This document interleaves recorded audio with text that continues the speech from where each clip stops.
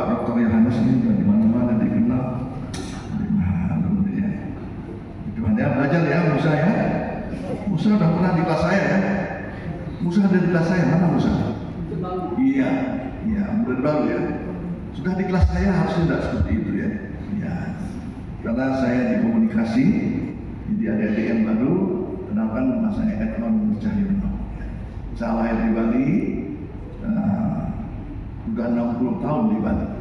Saya asli Bali, asli Jawa. Jadi, nama saya Edmond Nur Cahyono. Jadi mama saya orang Jawa, mama saya orang Bali. Saya dari STI sudah hampir berapa tahun Pak Joko? 2005, sudah 20 tahun ya. Saya ini sudah neneknya STI ya. Jadi dulu Pak Musti ini pelayanan, saya sudah di mana-mana. Sekarang beliau doktor, saya masih TK ya, begitulah.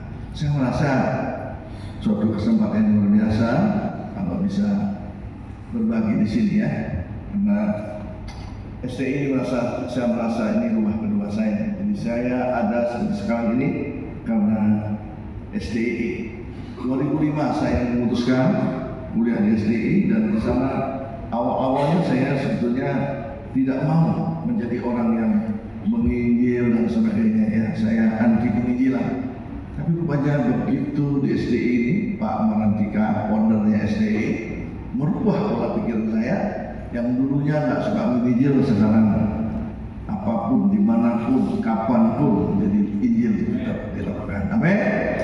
Ya, saya serang sekali. Saya tadi tanya di kantor ya, bahwa sudah mulai bertambah-tambah orang mengenal STI dengan dunia bagus, dengan dosen yang luar biasa ya. Itu yang paling ujung itulah yang membuat saya sampai betah di sini ya. Sebetulnya saya maunya waktu penerimaan berapa ya, 300 orang ya. Saya merasa kecil sekali ya. Saya sudah bilang, Pak Jo, saya mau mundur saja, nggak layak saya jadi dosen STI karena saya belum gelar doktor, saya bilang ya. Tapi atas kasih karunia yang berwarna putih itu Pak Agus Joko, Pak belum bisa yang menggantikan Bapak katanya ya, begitulah. Jadi saya bersama dengan adik-adik di sini ya, masih lagi mari kita belajar bersama-sama. Intinya saya ingin saksikan bahwa saya ada bersama hari ini karena STI. STI ini mengubah hidup saya. Saya yang biasa-biasa jadi orang yang luar biasa. Amin. Persoalan boleh terjadi dalam saya mau belajar ada di atas persoalan. Karena itu saya biasanya di kelas ada banyak. Saya transfer knowledge, tapi transfer ilmu ya, saya transfer kehidupan. Ada saya ingin, saya bisa, ada pasti bisa. Karena itu hari ini saya beri judul perenungan saya adalah ketaatan mendatangkan berkat. Sama-sama katakan 1, 2, 3. Ya. Dulu saya ingat dengan film yang berjudul Sengsara Membawa Nikmat, wah itu ya. Jadi kalau itu sengsara membawa berkat, kalau sengsara membawa nikmat ya, aduh rasanya gimana. Tapi kalau mendengar ketaatan mendatangkan berkat rasanya beda ya, beda konotasinya. Nah pertanyaannya, masihkah kita perlu taat untuk melakukan perintah Tuhan? Ini suatu pertanyaan yang luar biasa, yang di hati saya setelah saya berpikir tentang taat itu gampang diucapkan taat ya, tapi kalau melaksanakan ketaatan itu, melakukan yang namanya taat itu sulit ya. Jadi kita sadari bahwa hidup taat itu tidak mudah ya. Contohlah saya mau taat, mau kasih komitmen, mau kasih istri. Kadang-kadang kalau sudah istri mulai bawel, mulai tidak rasanya kelihatan aslinya ya. Jadi tapi betul-betul ini menurut saya ketaatan mendatangkan berkat. Nah pertanyaannya, masihkah kita perlu taat untuk melakukan perintah Tuhan? Tentu jawabannya perlu, dan taat itu setiap hari ya. Saya ingat judul perenungan khotbahnya Pak Iswanto sekian tahun yang lalu. Dia kasih judul 1 juta dapat 5M. Jadi modal 1 juta dapat 5M. Pak Gusti masih ingat ya? Ingat ya Pak? Ya masih ingat ya. Sejutanya harus ingat ya, senya setia, junya jujur, tanya taat, modal setia, jujur, taat. 5M-nya tadi buka di raja-raja ya. Bagaimana Hizkia yang bergumul sekian tahun ya. Yang saya kasih bawahan M yang pertama, Tuhan memperpanjang umurnya usia. Selanjutnya cari ya. Oke, itu PR-nya. Baik, lalu apakah hubungan kita dengan Tuhan terganggu apabila kita tidak taat atau melakukan perintahnya? Ini suatu hal yang sering menjadi gejolak dalam hidup kita. Kalau kita nggak taat, kita tahu itu dosa, kita tahu itu salah, tapi kok kita lebih nyaman tidak taat. Satu firman Tuhan, mari kita akan buka di Lukas 5 ayat 5 sampai 8. Mari kita buka, ini satu pernyataan yang luar biasa. Lukas 5 ayat 5 sampai 8. Boleh saya minta salah satu yang suaranya paling keras di sini, Adam. Adam, kamu baca deh ya. Lukas 5 sampai 8. Yes. Demikian firman Tuhan. Simon menjawab, Guru, telah sepanjang malam kami bekerja keras dan kami tidak menangkap apa-apa. Tetapi karena engkau menyuruhnya, aku akan menebarkan jala juga. Dan setelah mereka melakukannya, mereka menangkap sejumlah besar ikan sehingga jala mereka mulai goyah. Lalu mereka memberi isyarat kepada teman-temannya di perahu yang lain supaya mereka datang membantunya. Dan mereka itu datang. Lalu mereka bersama-sama mengisi kedua perahu itu dengan ikan hingga hampir tenggelam. Ketika Simon Petrus melihat hal itu, ia bersungkur di depan Yesus dan berkata, Tuhan, pergilah daripadaku karena aku ini seorang berdosa. Tuhan, siapa yang pernah mengikuti kuliah Bapak komunikasi? Iya, oke deh. Saya tunjuk satu orang. Ya, coba kau baca dengan ilmu yang saya kasih. Silakan, Bung. Silakan setelahnya Adam. Ya, oke.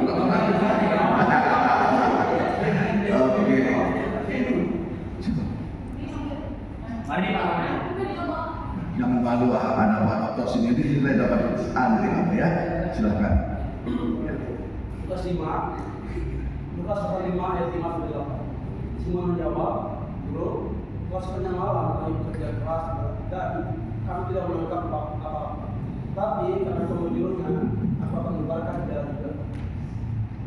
Dan setelah mereka melakukannya, mereka menangkap sejumlah besar ikan. Kayaknya bukan begitu deh. Lupa. Iya. Oke. Siapa yang berani? Siap. Ibu-ibu pasti berani. Silakan. Ya. Silakan. Ayo. Oke. Lukas 5 ayat 5 sampai 8. Simon menjawab, Guru, telah sepanjang malam kami bekerja keras dan kami tidak menangkap apa-apa. Tetapi karena engkau menyuruhnya, aku akan menangkapkan jala juga. Dan setelah mereka melakukannya, mereka menangkap sejumlah besar ikan sehingga jala mereka mulai goyah. Lalu mereka memberi isyarat kepada teman-temannya di perahu yang lain supaya mereka datang membantunya. Dan mereka itu datang. Lalu mereka bersama-sama mengisi kedua perahu itu dengan ikan hingga hampir tenggelam. Ketika Simon Petrus melihat hal itu, ia pun tersungkur di depan Yesus dan berkata, Tuhan, pergilah daripadaku karena aku ini seorang berdosa. Ya, tepuk tangan. Belum 10. Oke, saya akan membacakan. Simon menjawab, Guru, sepanjang malam kami telah bekerja keras, tetapi tidak mendapat apa-apa. Namun karena perkataanmu itu, aku akan menebarkan jala.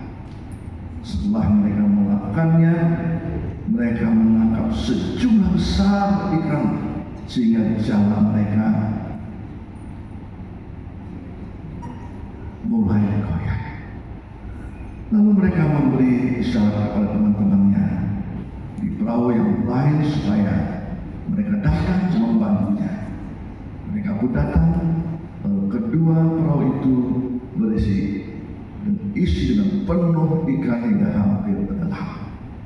Ketika Simon Petrus melihat hal itu, ia pun sujud di depan Yesus dan berkata, Tuhan, pergilah dariku karena karena aku ini seorang berdosa.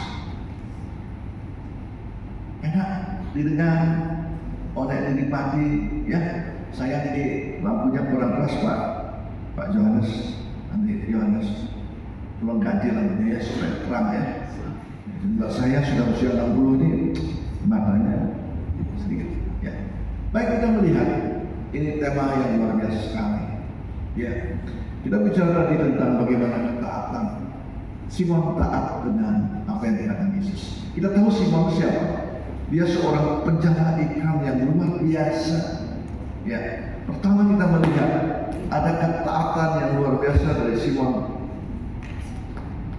Meskipun dia orang hebat, orang pinter nelayan, jangan diajarin deh. Namun karena guru yang mengatakan, ya, dia lakukan. Pertama, Simon taat akan perintah Tuhan. Lalu apa yang terjadi? Ya, kadang-kadang kita sering sekali Tuhan sudah ngomong, "Dek, jangan ke sana. Dek, itu dosa." Tapi roh kita, daging kita lebih kuat sehingga kita jalan. Tapi hari ini kita berbicara tentang ketaatan. Simon taat, dia dengar apa Tuhan. Dia lakukan apa yang terjadi sehingga bagi Simon yang katakan sudah sepanjang malam aku dapat diminta karena guru, sepanjang malam tapi karena guru yang menyuruhnya aku melakukan. Mari kita belajar taat kepada Tuhan, taat dan dengar-dengaran apa kata Tuhan. Lalu dilanjutkan dikatakan setelah dia lakukan itu, ya, dia mendapatkan sejumlah besar ikan. Dan kita melihat hal yang kedua. Jadi Simon Petrus dia tidak orang yang tamat. Dia begitu banyak berkat. Lalu dia main mata teman-temannya. Dia panggil teman yang lain. Dia mau apa? Berbagi berkat. Hanya sini bantu kami. Sampai dikatakan sampai perahunya hampir tenggelam kebanyakan. Yang kedua, banyak kali kita sering sekali itu berkat banyak lupa doa. Kalau sudah kurang berkat, berdoa terus ya. Mungkin saya bisa membayangkan ini Yayasan Iman lagi sedang konsentrasi bagaimana atap bisa naik. Puji Tuhan ya Pak ya. Pak Jo saya lihat, waduh, sudah dapat luar biasa. Ini saya melihat kekuatan. Kami sudah bergabung di lembaga ini sudah 20 tahun. Kami melihat karena orang-orang yang berdoa ada mujizat Tuhan terjadi di tempat ini. Dan hari ini kita bisa pakai AC. Ini apa namanya ini yang baru lagi ya. Ini baru ya, kayak saya yang Andrian ini ya. Ini yang kedua kali kayaknya ya. Puji Tuhan. Kayaknya kalau dilihat sekian tahun yang lalu tempatnya kayak dulu tempatnya kami belajar itu aduh kayak maaf ada kayak kandang ayam ya. Tapi sekarang ada AC, ada TV-nya. Wah kami sangat nyaman sekali makanya. Oke, yang kedua, ketika kita berkat Tuhan, jangan sampai makan sendiri. Kita berbagi-bagi. Dan yang terakhir sekali, yang ketiga di bagian ini, dikatakan ketika dia melihat berkat yang begitu banyak, lalu apa yang dikatakan? Pengakuan spesifik sekali, guru, tinggalkan aku di orang berdosa. Nah ini bagian tiga hal yang saya dapat, yang ingin saya bagikan siang hari. Lalu kita melihatkan mengapa kita harus taat dan menjalankan perintah Tuhan. Ini bagian-bagian yang harus kita saya dapatkan. Satu, ketaatan adalah bukti dan mengasihi. Saya contohkan tadi, saya mau komitmen sama mengasihi istri saya. Tapi ketika istri saya ngomelnya dari pagi sampai siang dan malam, ya, namanya suami, saya hebat-hebatnya, ya pernah kita dibaca 10 kali juga kadang-kadang runtuh juga. Mau tadi ya, tapi ketika kita dasarnya kasih, kita akan berbeda.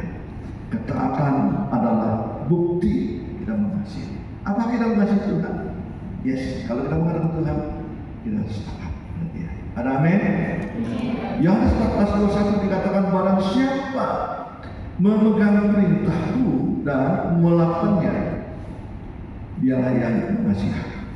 Dan barang siapa mengasihi aku, ia akan dikasihi oleh Bapakku, dan aku pun akan mengasihi dia dan akan menyatakan diriku kepadanya. Inilah hal yang luar biasa. Ini suatu yang harus kita lakukan. Taat karena itu suatu bukti bahwa kita mengasihi Dia. Yang kedua, katakanlah rasa syukur. Apa yang dilakukan oleh si Saul, Petrus tadi, waktu dia melihat sesuatu yang besar, dia ingat bersyukur kepada Tuhan. Bahkan suatu hal yang besar yang luar biasa ya, dia dulu dia merasa aku kalau berdosa. Ya, lebih seperti itu ya. Dikatakan bahwa ketaatan adalah rasa syukur. Yang didasarkan dengan Ibrani 12 ayat 28 dikatakan seperti ini. Jadi, karena kita menerima kerajaan yang tidak tergoncangkan, marilah kita mengucap syukur dan beribadah kepada Tuhan Allah menurut cara yang berkenan kepadanya dengan hormat dan takut.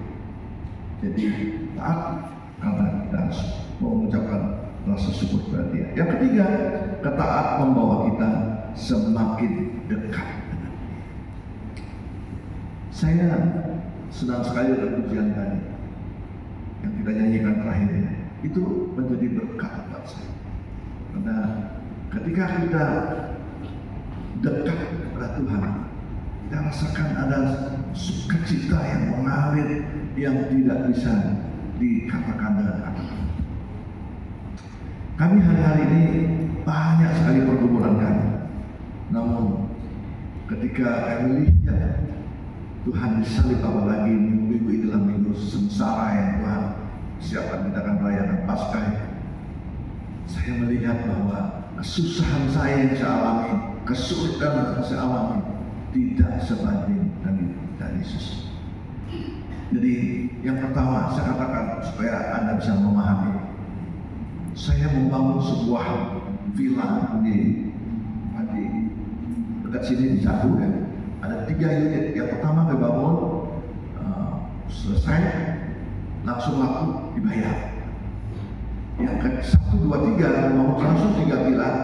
Yang katakan, Pak, nanti saya bayar setelah selesai. Nah, saya kerjakan dengan iman. Bayarkan 1, 2, 3 villa, lantai 3. Saya bayarkan sekian bangunan. Saya bangun dalam waktu 6 bulan selesai. Sudah selesai, Pak, sudah selesai. Saya berharap akan dibayar. Lalu ngomongnya gampang sekali, Pak, saya tidak punya uang. Saya cicil. Kira-kira sukacita? Sakit yang bukan di sini, sakitnya di sini. Ya, itu kesulitan. Di rumah tangga saya punya menantu orang bule Amerika. Pergumulan kami sudah 3 tahun. Jadi bapaknya menantu saya ini, dia mengidap kanker 3 tahun sudah. Dan kemarin pagi ada berita, dikatakan apa? Tolong bantu doa. Dokter sudah memulangkan dia karena sudah tidak bisa mengobatinya. Bahkan dikatakan dokter, ini kira-kira hidupnya 3 bulan lagi. Kira-kira bagaimana? Kalau ada orang ditekan, Pak, Gusti akan hidup 3 bulan lagi, kira-kira bagaimana? Saya sebagai orang yang dekat sama mereka, sangat-sangat. Lalu anak kami dia harus pulang ke Amerika lagi, padahal dia 1 bulan baru di sini. Sedih. Dan ya sudah bisnis, tapi saya percaya. Di mana terdapat kita tahu bahwa Allah itu bekerja dalam segala sesuatu untuk datang kebaikan? Di mana terdapat? Roma? Nanti saya ajak makan malam ya. Roma 8:28 kita tahu bahwa Allah itu bekerja dalam segala sesuatu untuk datang kebaikan. Saya banyak teman yang saya ajak doa setiap hari. Jangan baik berbahagia. Tidak semua yang bisa menikmati. Ketika saya dikatakan bahagia, orang mau direkam meninggal, mau dipanggil Tuhan 3 bulan berbahagia, dia dengan cara yang pandang yang berbeda. Katakan begini, karena sekarang dia bisa menyiapkan diri. Ada banyak orang tidak siap-siap diri langsung dipanggil Tuhan. Tapi kalau sudah menyiapkan diri, apakah sudah mengasihi Tuhan? Apakah saya sudah cinta Tuhan? Dan bertobat itu lebih baik. Dan kita berikan yang terbaik. Nah, selain itu saya bersuka-cita. Saya semangat. Saya persiapan untuk bisa berbagi di sini. Maunya saya mau telepon Pak, siap Pak, saya tidak siap karena hati saya terluka. Puji Tuhan. Dalam keadaan seperti itu, Tuhan sayang kepada saya. Nah, satu hal yang saya ingin katakan, hal yang penting dalam Matius 7 ayat 24 sampai 27 itu bicara tentang setiap orang yang mendengar perkataan itu, ia melakukannya, ia sama dengan orang yang bijaksana yang mendirikan rumah di atas batu. Ya, saya melihat next ya, tidak baca semuanya. Kita melihat, kita semua tahu di Bibliotek ini. Jadi ada di sebelah kanan saya. Next lagi ya, kita bukain. Ada dua hal. Rumah yang dibangun didirikan di atas batu, nah, orang yang bijaksana. Namun yang sebelah kiri saya, rumah yang dibangun di atas batu, orang yang bodoh. Baiklah, apakah kita di sini bagian yang mana? Apakah kita sudah bijaksana? Apakah kita sudah dibangun rumah kita di atas tadi? Kalau seandainya saya tidak cinta Tuhan, kalau seandainya saya tidak bergaul karib dengan Tuhan, kalau begitu masalah saya, utang nggak dibayar, kemudian keluarga tinggal mau beberapa bulan lagi, bulan anak harus pergi dan bagaimana? Saya mungkin stres, mungkin saya sudah di Bangli, tahu Bangli? Tempat orang gila ini. Puji Tuhan. Tadi pagi, murid pendeta saya, Pak Edmond, Senin kita akan melayani ke LP Kerobokan. Siap, siap. Tidak ada alas untuk melayani. Ada amin? Biarlah kesaksian saya ini menjadi panutan, menjadi satu semangat. Kita di sini apa yang menjadi ketaatan kita? Taatlah menjadi mahasiswa yang baik. Taat sampai selesai. Jangan ketika tua, aduh nggak tahan. Lihat Pak W ngajarnya seperti itu, aku mau pulang saja deh. Atau mungkin aturannya terlalu keras. Siapa yang buat aturan Pak Yohanes ya? Pak Yohanes yang buat aturan terlalu keras, tak kuat. Mari kita setia sampai mati, setia sampai selesai, sampai yang namanya Anda membangun rumah Tuhan di beberapa. Saya sebagai alumni SDI senang sekali kalau saya lagi pergi ke suatu tempat, di sana saya ketemu, saya alumni SDI Pak, saya tahun sekian tahun, lama sekali. Saya melihat ada Pak Pusti, ada Pak Yohanes, ada Pak Joko. Semua ini adalah orang-orang yang luar biasa. Jadi apa yang kami support selama ini tidak sia-sia. Tuhan telah melihatkan hasil. Bila apa yang saya sampaikan ini bukan saja di firman Tuhan, saya ingin menyampaikan pembagian sharing kehidupan saya bahwa hanya dekat Tuhan aku tenang. Mari kita